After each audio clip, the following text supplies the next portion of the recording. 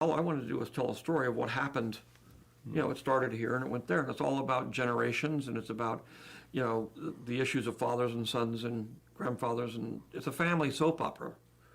I mean, ultimately, they decided they didn't want to use those stories. They decided they were going to go do their own thing, and so I decided, fine, but basically, I'm not going to try to. They weren't that keen to have me involved anyway. But you have to put it behind you, and it's a very, very, very hard thing to do. But you have to just cut it off and say, okay, end the ball game. I got to move on. And everything in your body says, don't, you can't. And these are my kids. So all those Star Wars films. All the Star Wars films. They were your kids. Yeah, well, they are. I loved them. I created them. I'm very intimately involved in them, and obviously to and sell you them sold off. them. I sold them to the white slavers that take these things and. Okay, but. Hey guys, welcome back. So today we're discussing some drama in Disney Star Wars land. John Boyega and Daisy Ridley have been on a roll lately in their own unique ways, confirming what many of us have known and said all along. Take for example John's interview with GQ magazine. In it, he talked about how he felt his character and fan favorite Finn had been sidelined in the Disney Star Wars sequel trilogy, and he's right.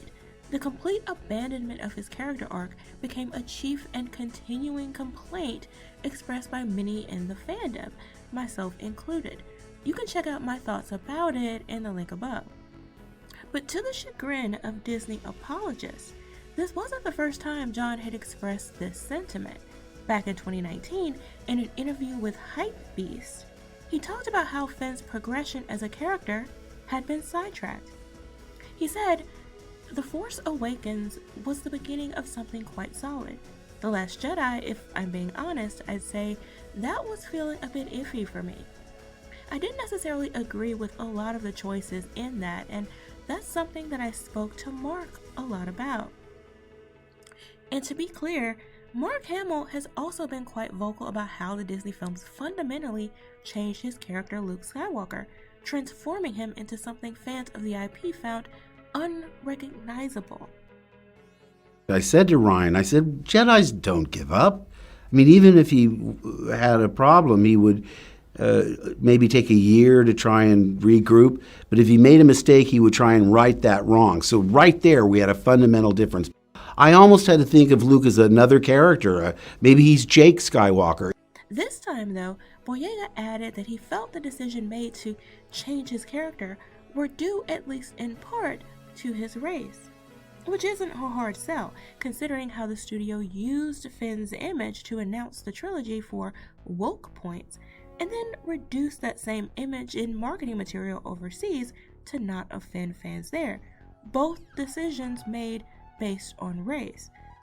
But in a recent interview on Jimmy Kimmel Live, Daisy Ridley, who plays Rey in the Disney Star Wars trilogy, has come out about her experience and the indecision concerning her character's identity. Have you been keeping Rey's secret from the beginning? Did you know about the parentage? Tell me about that journey of when you found out. No. At the beginning, there was toying with like an Obi-Wan connection, and then it really went, there were like different versions, and then it really went to that she was no one. And then it came to episode 9, and JJ pitched me the film and was like, "Oh yeah, Palpatine's granddaddy," and I was like, "Awesome." And then 2 weeks later, he was like, "Oh, we're not sure." So it kept changing. Now, to be clear, this whole idea of Rey being a Palpatine is the most nonsensical, most asinine thing they could have come up with, and I go into great detail as to why in an earlier video, which you can check out in the link above. But what all of this shows is that when Disney acquired this IP, they put people in charge who had absolutely no regard for Star Wars, no regard for the original trilogy, no regard for the well-established lore, no regard for the characters or the story direction that Star Wars creator George Lucas himself had in mind for them, and no regard for the fans. Those complaints have not only fallen on deaf ears, but in the worst cases have been met with hateful and ridiculous accusations that we were is and phobes. We were called an outrage mob. We were gaslighted left and right. And now that John and Daisy, not just George, and not just Mark, who Disney shows tried to ignore entirely, have said what we, the fans, have been saying all along, my question is this: are you done? Those of you who have been making excuse after excuse for this trilogy, are you finished? Can there be agreement on these two very simple truths? The Disney trilogy is trash, and the fandom menace was right all along. Thanks for watching. Remember to like, comment, share, and subscribe, and I'll see you next time.